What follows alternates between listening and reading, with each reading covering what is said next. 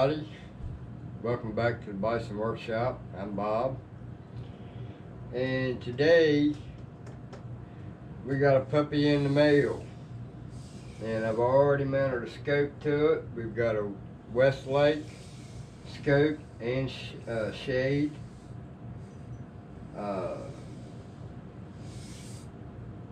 I've added a barrel band to it with a set screw on each side that squeezes between the barrel and the tank.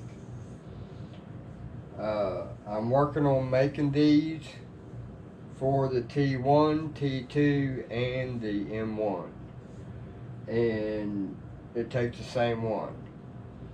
I'm in the middle of adjustments on it in the CAD program, so I'm working on making that a looser fit so that you can just slide it on, set the set screws, and be done with it. And we are sporting a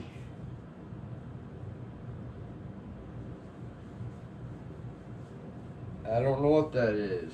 I can't see it. Covert by Cattleman Guns for air rifles use only.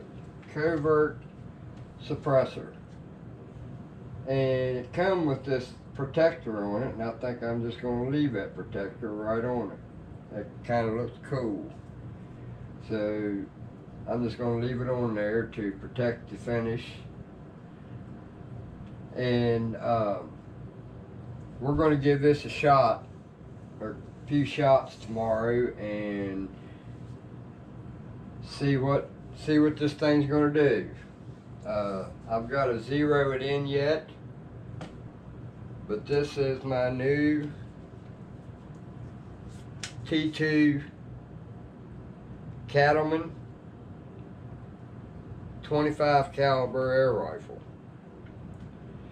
and it's got a few little hiccups, and I can tell you how to fix that one right there. This here's got some wobble to it. What you do is you get you a big old O-ring about like that and stretch it up over top of it after you take that apart. Now, this thing can be hard to take apart.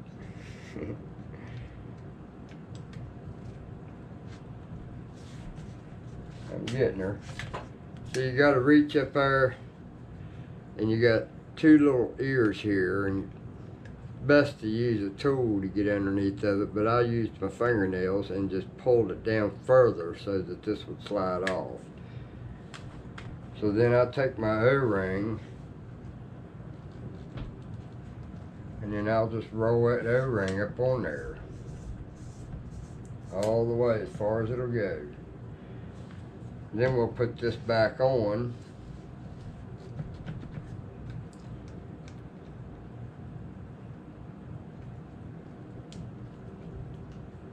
If I can get under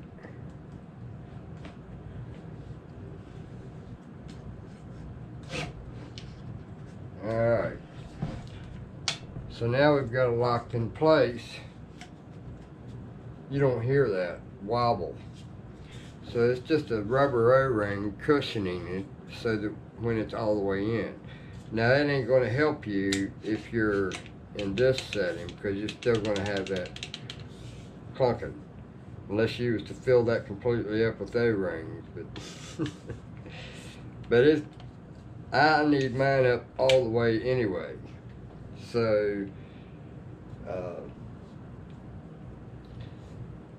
my buddy William, he just started a new channel, West Virginia Air Gunners, and I'll put a link to his channel. He's just starting out, fellers. Go check him out. He's a little shy right now. I think he's done 2 videos, one on the Avenger. But this is my 25 cal. Now I have in mind a new clip that I made, or turnstile that replaces the inside part that turns, that's got your pellets in it. I have my modified one, which is a downgrade but an upgrade at the same time.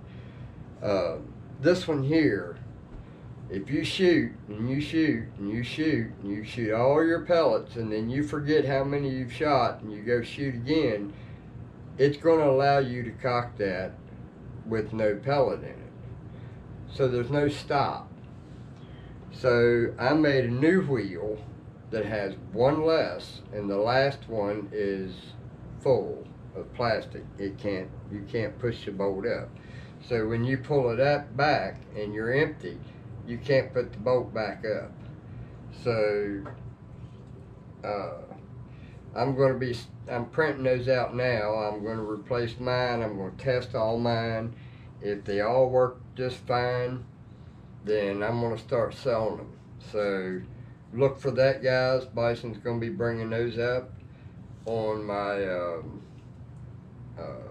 Bison Air Rifles and Parts.com. Check it out, guys. I'm adding stuff every so often.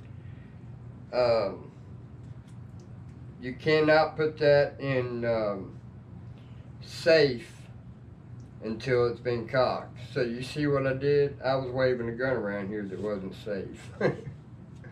Don't do this at home. But this is my setup, and like I said, we will see what this thing will do on 25 yards and find out what pellets work for it. And I think I've got it pinpointed to JSB King Heavies, not the Mark IIs. That seemed to be the favorite pellet for the T1 I had. And yes, this is to replace the T1 I sent back.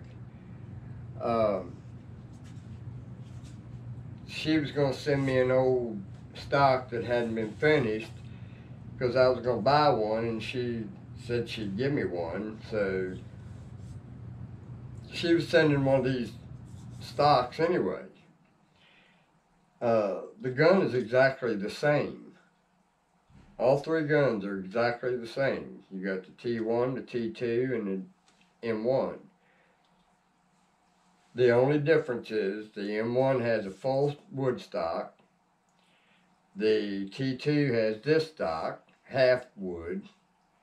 And the T1 has the military foregrip. So, same gun, 25 caliber. I don't like these field probes. I despise them.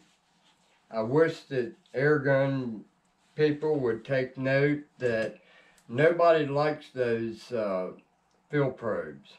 We like them quick 1/8 inch connectors.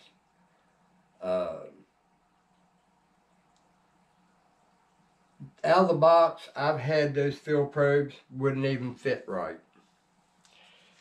And there ain't nothing worse than having a gun that takes a special probe for the probe to not fit when you've got 8 other ones for 8 other guns. I need a turnstile thing for them. I got the one for the T2. Got one for the Bison rifle that I built. And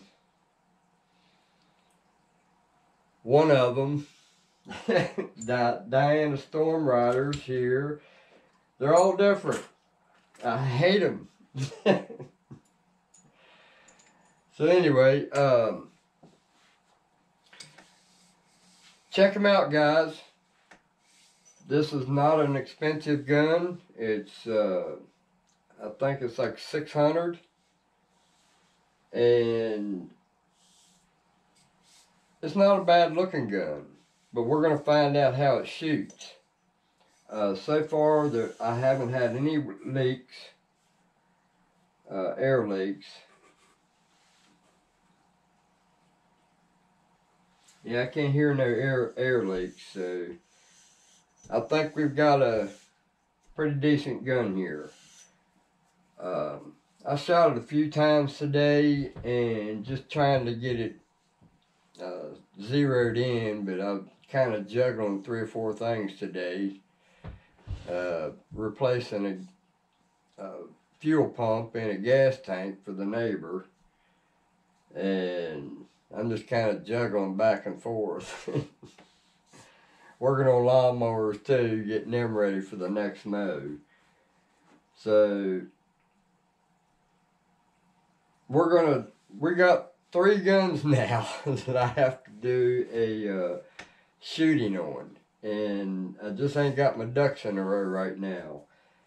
So bear with me, guys. We're going to get started. We got the Challenger, we got the Avenger, and we've got the T2 now. And I've got another one coming. I'll let that be a surprise to you. It's a very, very, very inexpensive PCP air rifle, and just wanted to add one more. I only had one 17 caliber, so I gotta, I'll let it be a surprise. So anyway, don't forget to like, share, comment, subscribe. You guys have a good one. Later.